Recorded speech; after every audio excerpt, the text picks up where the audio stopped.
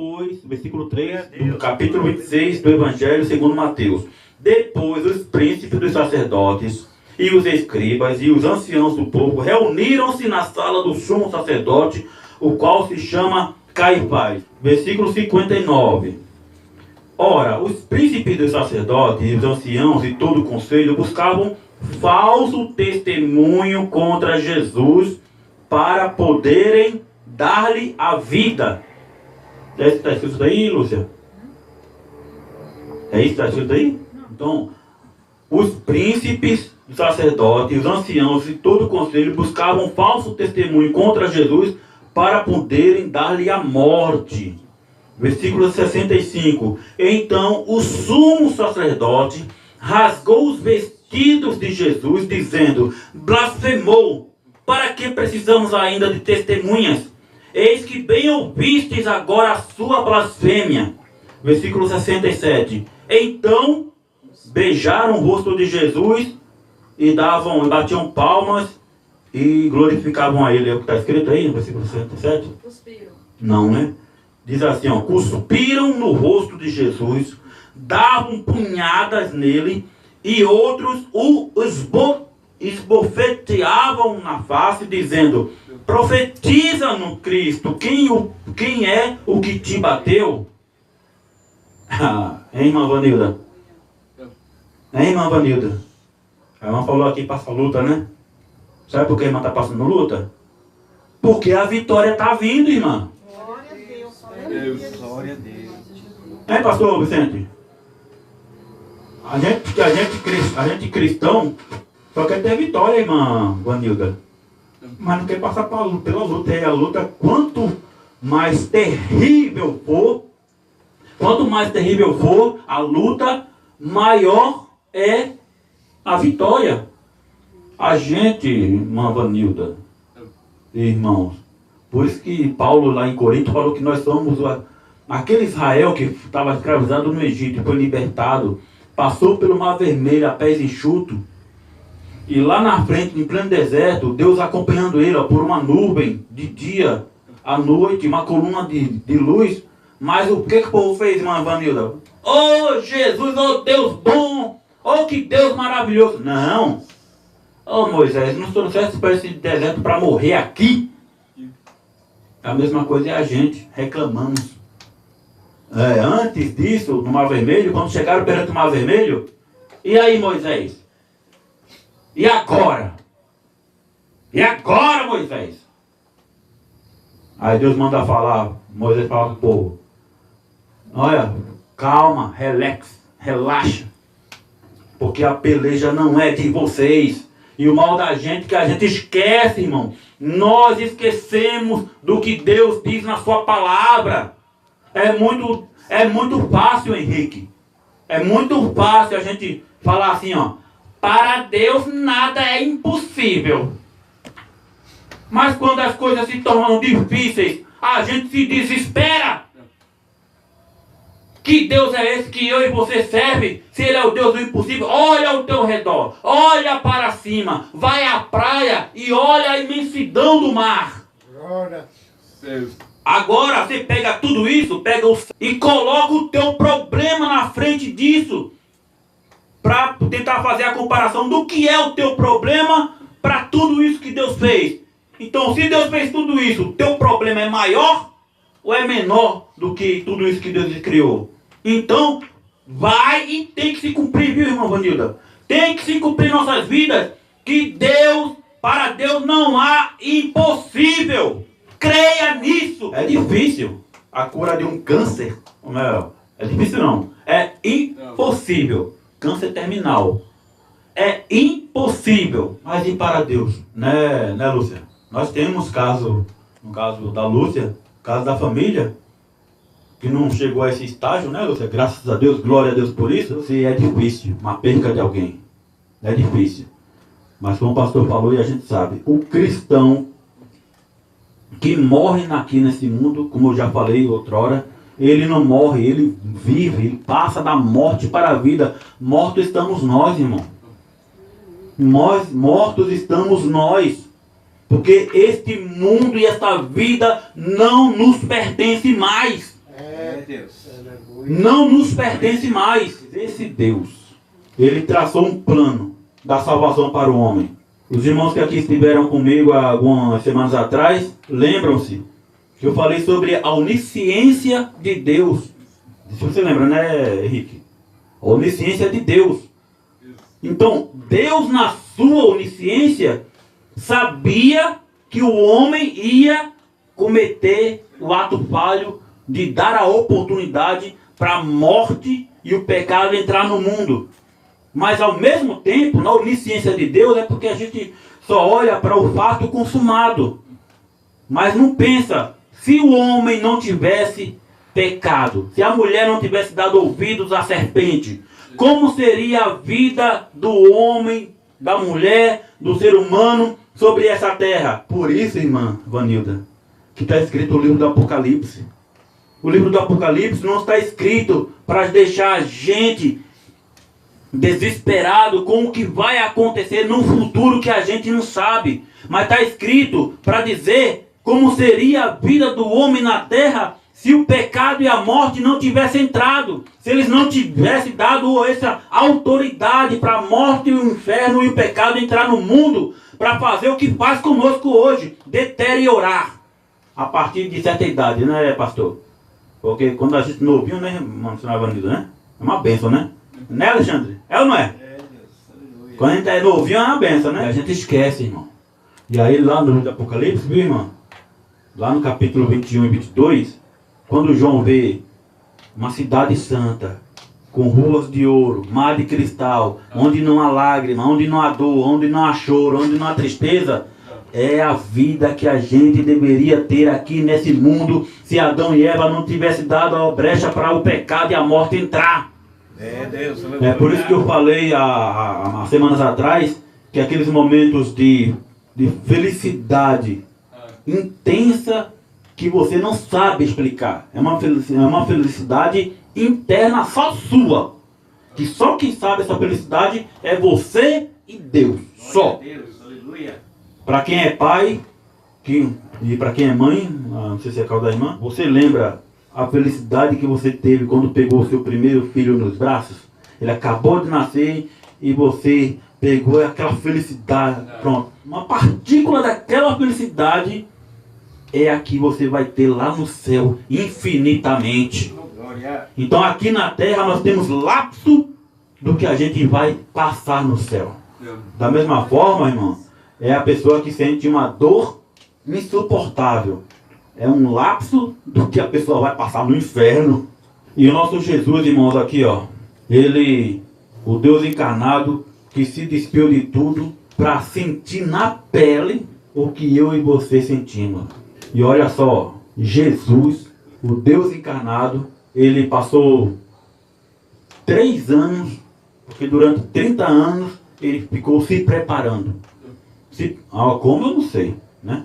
A gente pode ter uma ideia, né? Olhando para livros históricos de terceiro fora da Bíblia, como que é a cultura judaica. Então, o que um judeu fazia ou faz, então Jesus estava fazendo a mesma coisa. Só que a diferença é que ele era o Deus no corpo de um homem, se preparando para se entregar por mim e por você. E antes dele se entregar, cumprir esse plano, e aí, irmãos, esse Deus, antes dele se entregar como holocausto vivo, sacrifício puro e imaculado, ele primeiro, durante 3 anos, resolveu por onde passar. E aquele que quisesse procurá-lo para obter saúde e vida, ele então curava, sarava, ressuscitava. Lembra no livro de Mateus, no Evangelho de Mateus, no capítulo 8, depois dele ensinar para a multidão as bem-aventuranças sermão da montanha, apareceu um homem leproso. Senhor, se tu quiseres, pode me limpar. E Jesus olhou para ele e disse: quero ser limpo. Glória a Deus. A mesma coisa somos eu e você. Nós queremos ser limpos, Senhor. E nós temos um passo para isso. E Jesus, ele nos limpou. da lepra do pecado. E nós hoje somos limpos dessa lepra pecaminosa, mas não somos sem. Eu sei, irmão, eu sei, né? Caso alguém esteja nos assistindo aí, é que eu sou uma pessoa, quando eu estou assistindo pregação, eu no comentário fico refutando algumas coisas que os irmãos falam, né?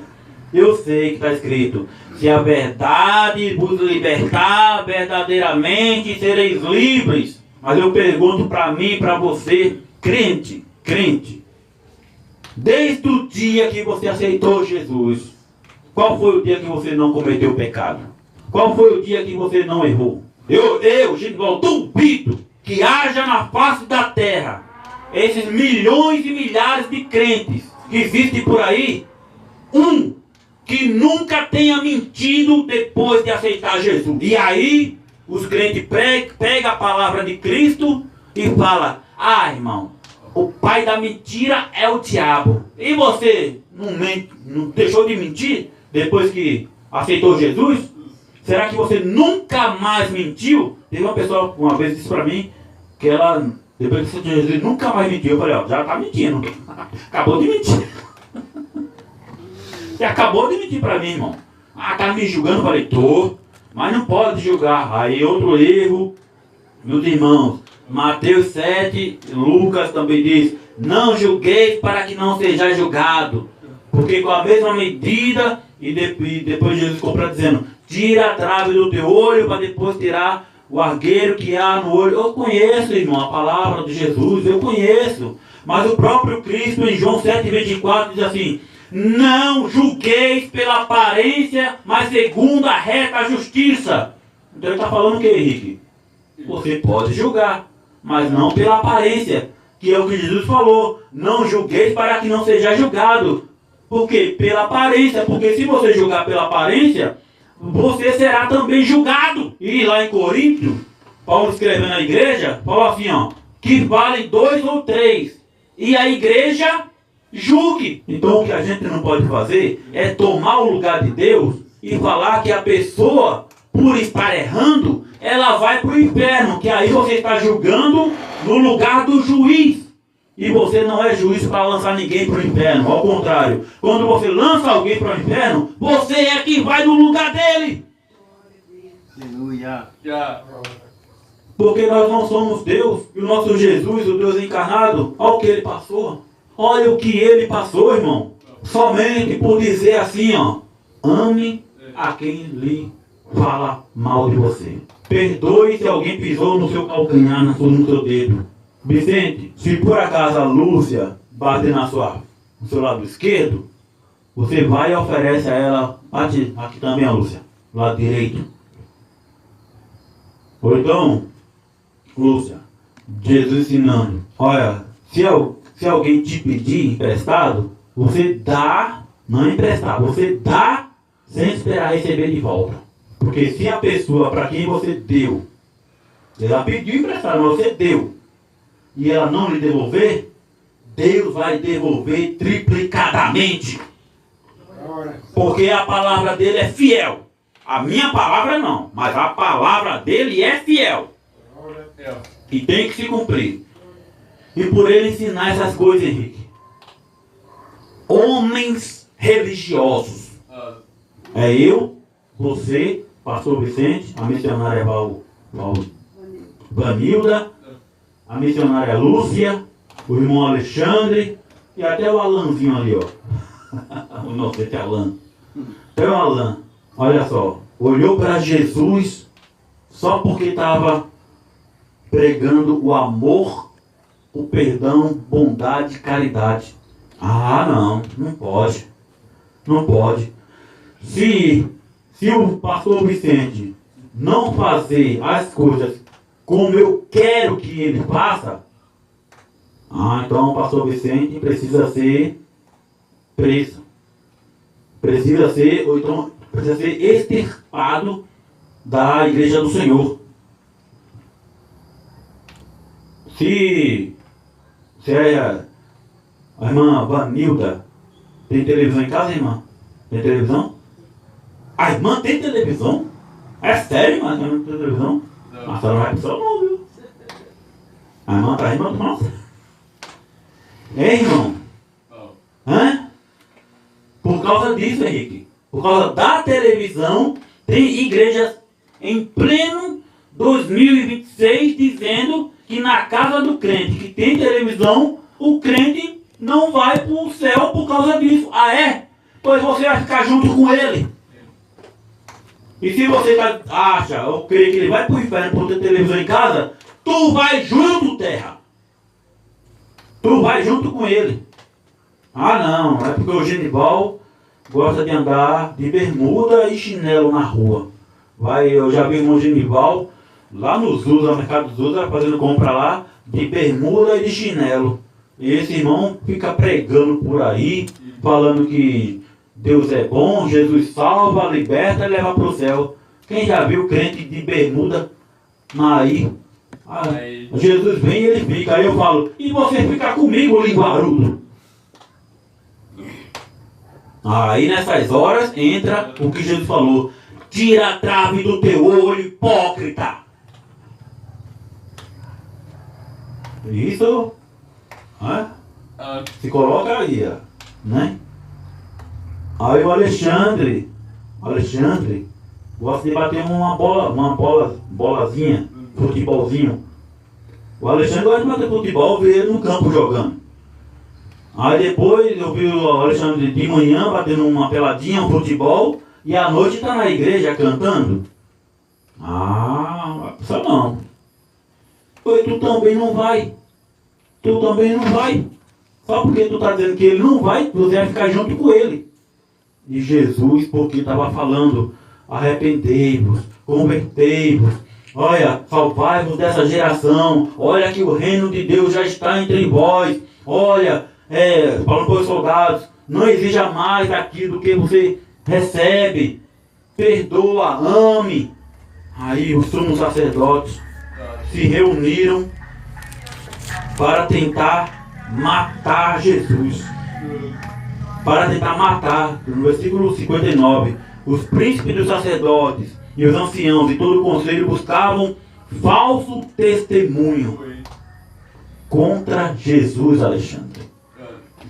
Deixa eu repetir aqui, os príncipes dos sacerdotes e os anciãos e todo o conselho buscavam falso testemunho contra Jesus para poder abraçar ele, dar beijinho no rosto, falar para Jesus: ô Jesus, tu é um profeta, tu é um profeta maravilhoso, vem pregar na minha igreja não, para tentar matar o cara, para tentar matar o próprio Deus.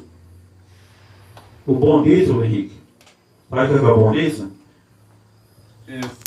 É que quando ele veio de lá, ele já veio com esse propósito. Ele já veio com esse propósito. Lembra aí lá no Getsemane? Quando sabia que ia passar por isso? Eu acho que por isso aqui é o menos, hein? Isso aqui é o menos, eu acho que foi pela cruz. Quando ele falou: Pai, se possível, passa de mim este cálice. Mas para essa hora eu vim. Então não faça a minha vontade, mas a tua. E o Pai já tinha determinado, aos seus 33 anos que essa obra será feita. Eu vou redimir o homem e trazê-lo de volta para casa. Deus, aleluia. E aí o nosso Jesus passou por toda aquela humilhação, foi cuspido, foi esbofeteado, zombaram dele, tiraram a roupa dele. A gente tem uma imagem, se não me engano, esse final de semana em algum lugar aqui em Biporã, não sei, vai ter de graça aí, a Paixão de Cristo, não sei que lugar que é. E aí as pessoas vão lá, e a gente vê pela televisão também, quando Jesus ele é pendurado na cruz, ele é, não sei aqui, né? Mas é pendurado com uma coisinha aqui na frente, né? Para tampar as partes íntimas, né? Mas, irmãos, verdadeiramente, o homem quando era crucificado naquela época, viu, André?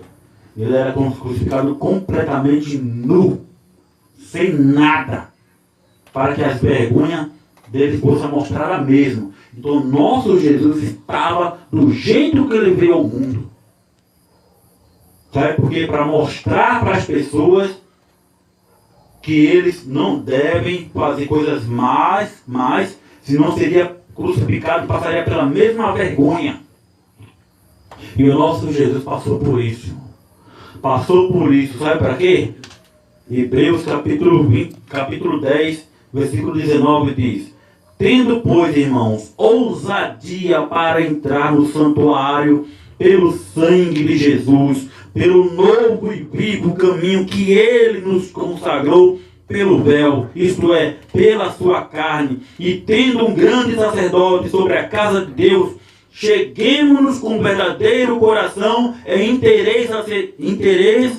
certeza de fé, tendo os corações purificados à má consciência e o corpo lavado com água. Retenhamos firmes a convicção da nossa esperança, porque fiel é o que prometeu.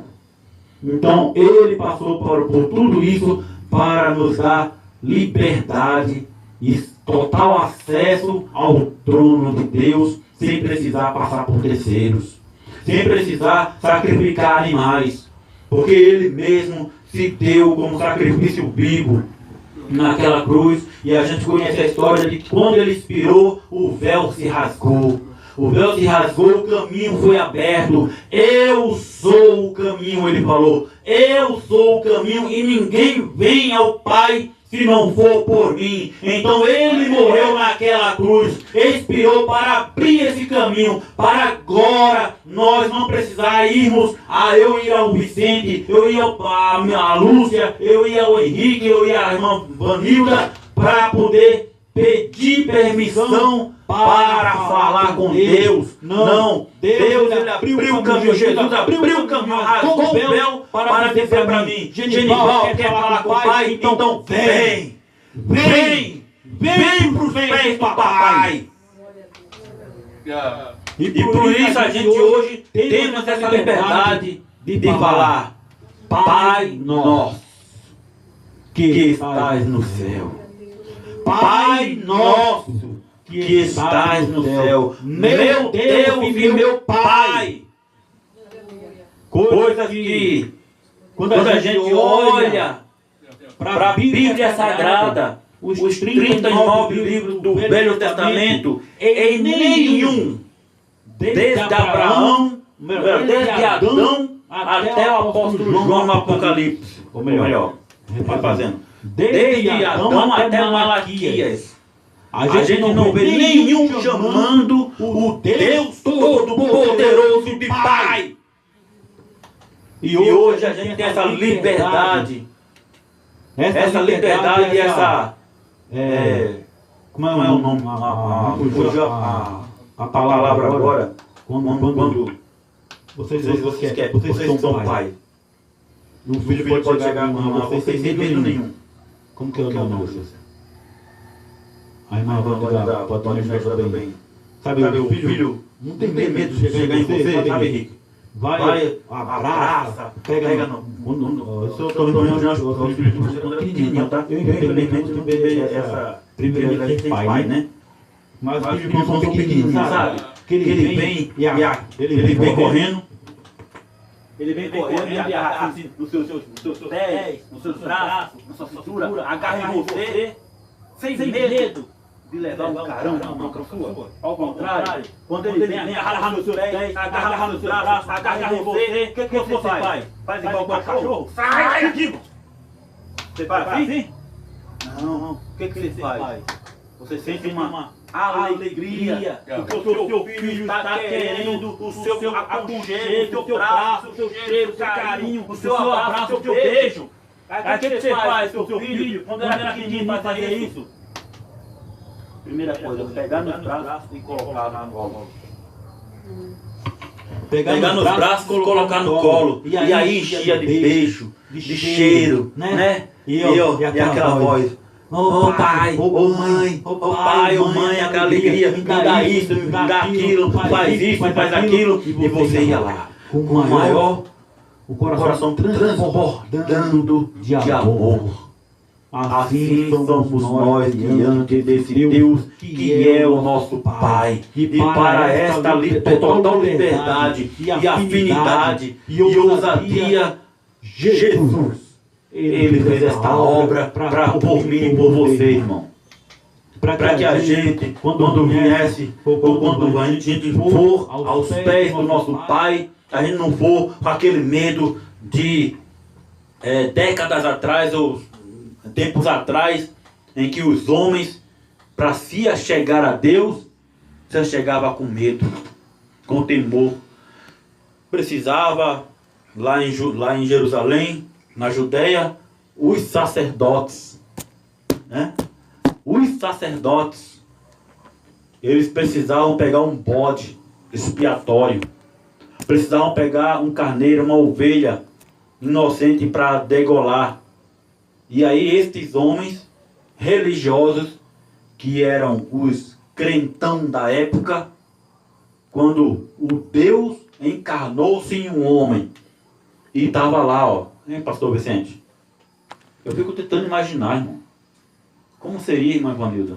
Eu penso comigo, aqui no Brasil, se esse Jesus da Bíblia viesse pregar e ensinar aqui no Brasil, esse Jesus, irmão, eu tento imaginar, se ele estivesse aqui, viu, Henrique? Viu, Henrique? Eu e você, nós dois. Se o Jesus, se a gente estivesse conversando na rua e ele tivesse pregado do jeito que ele pregou aqui na Bíblia, tenho certeza absoluta, Henrique, que eu e você, a gente enchia o cara de camada de pau. Ia encher ele de camada de pau. Ó, meu, vai pregar, eu quero saber, vai pra lá. Né? Sabe por quê, Henrique? Porque os nossos corações são duros igual pedra. Isso é duro igual pedra. Por isso que o povo de Israel foi rejeitado. O povo de Israel foi rejeitado. Está lá no cantinho lá, esperando a promessa. Mas foram rejeitados.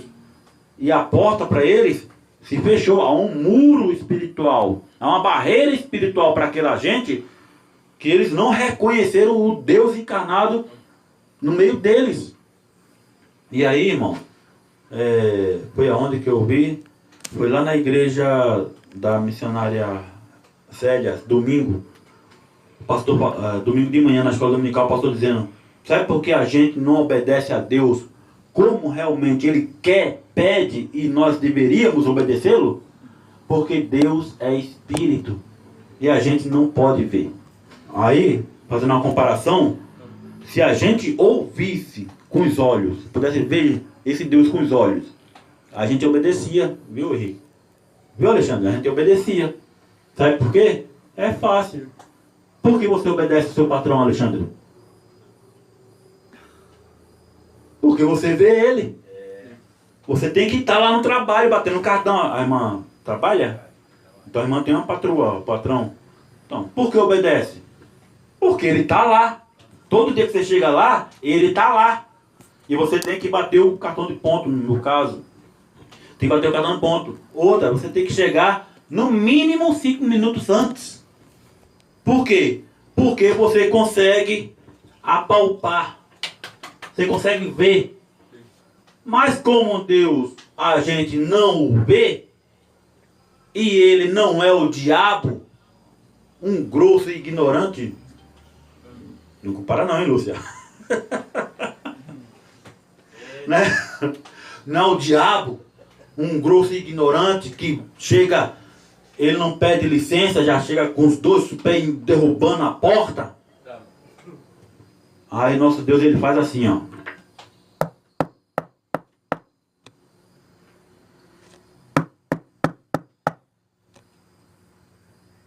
Só isso. Ele não fala: ô de casa, ô, tô aqui fora, abre a porta. Não, nosso Deus faz.